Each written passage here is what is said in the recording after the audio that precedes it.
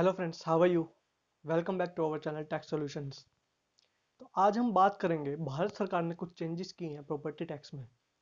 जो प्रॉपर्टी की selling and purchasing के ऊपर टैक्स लगता है, उसके अंदर भारत सरकार ने लेटेस्ट कुछ चेंजेस किए हैं नवंबर में। And these changes are applicable from 12th of November 2020 till 30th of June 2021। इसका मतलब जितनी भी transactions purchasing and selling of property की होंगी till 30th of June 2021, then that changes are applicable for those transactions only.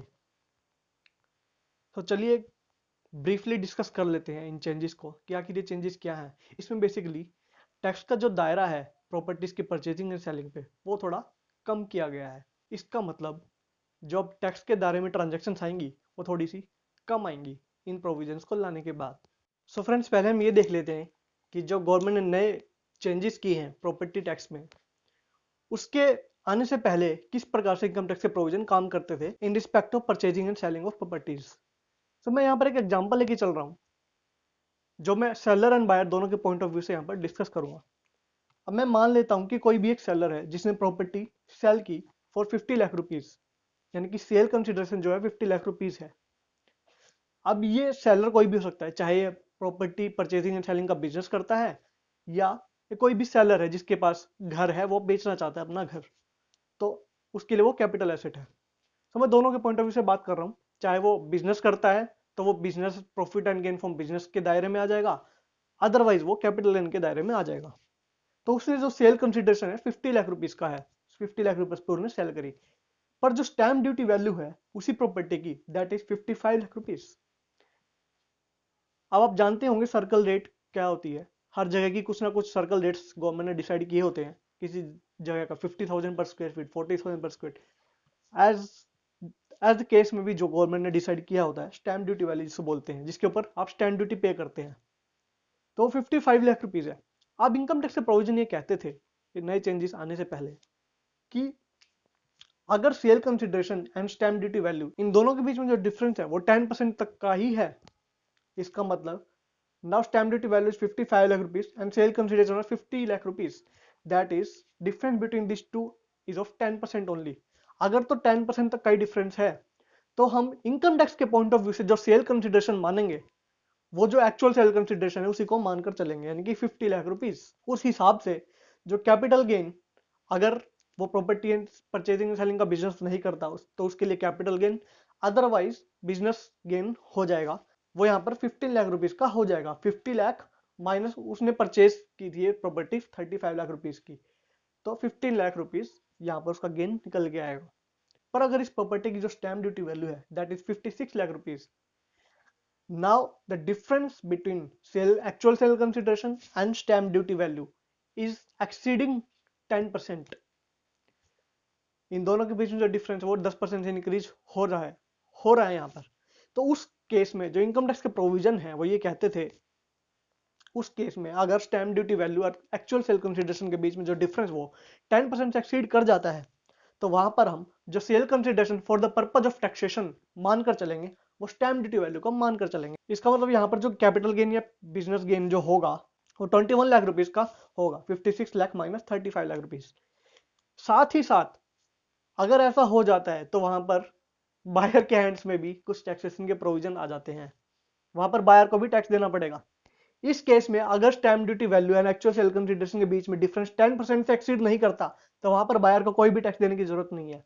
पर अगर वो 10% से एक्सीड कर जाता था, वहां पर बायर को भी 6 लाख रुपए का टैक्स देना पड़ जाता, 56 लाख रुपीज माइनस 50।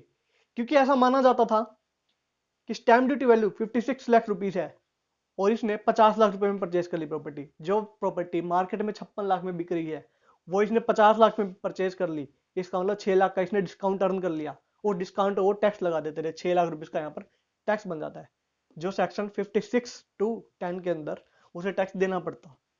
चलिए अब देख लेते हैं जो नया सिनेरियो है, यानी कि गवर्नमेंट ने जो चेंजेस किए हैं 13 नवंबर को, उसके अकॉर्डिंग ये सारे प्रोविजंस किस प्रकार से काम करेंगे। अच्छा, ये जो नई स्कीम है ये 12th नवंबर 2020 से 30th जून 2021 तक ही है। इसका मतलब इन दो डेट्स के बीच जितनी भी ट्रांजैक्शंस होगी उसके ऊपर ये प्रोविजंस काम करेंगे।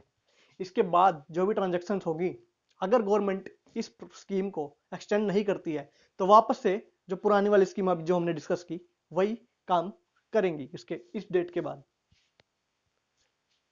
सो अभी इन डेट्स के बीच में जो भी ट्रांजैक्शन होगी उसके ऊपर किस प्रकार से काम करेंगे।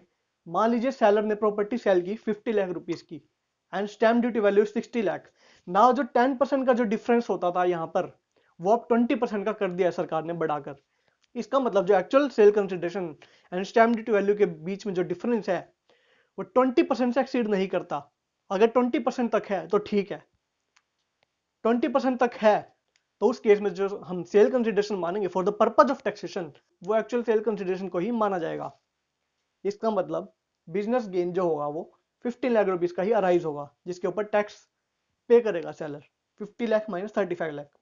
अगर यहाँ पर स्टैम्प ड्यूटी वैल्यू 60 लाख की जगह 61 लाख हो जाती तो यहाँ पर जो sale consideration for the purpose of taxation लिया जाता वो 61 लाख को कंसिडर किया जाता एंड उसके हिसाब से जो टैक्स देना पड़ता सेलर को वो 26 लाख रुपीस के ऊपर देना पड़ता।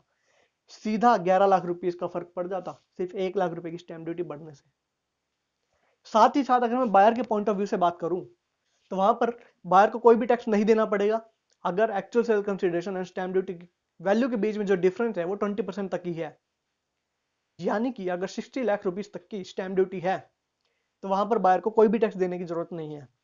हाँ, जैसे ही वो 61 लाख रुपीस हो जाती है तो बायर को वहां पर 11 लाख रुपीस के ऊपर टैक्स देना पड़ेगा क्योंकि ये माना जाएगा कि मार्केट में जो प्रॉपर्टी 61 लाख रुपीस की मिल रही है वो आपने 50 लाख में परचेज कर ली तो आपने तो 11 लाख का डिस्काउंट अर्न किया है तो आपको 11 लाख के ऊपर टैक्स देना पड़ेगा under the head income from other sources. तो दोस्तों ये थे जो चेंजेस की हैं गवर्नमेंट ने effective from 12th of November that will lie up to 30th of June 2021। उसके बाद अगर गवर्नमेंट एक्सटेंड कर देती है स्कीम को तो इसी प्रकार से प्रोविजंस काम करेंगे, वरना वापस से जो हमने पहले प्रीवियस सिनेरियो में डिस्कस किया था उसी प्रकार से इनकम टैक्स के प्रोविजन काम करेंगे। तो मुझे उम्मीद है आपको वीडियो पसंद आई होगी। Thank you.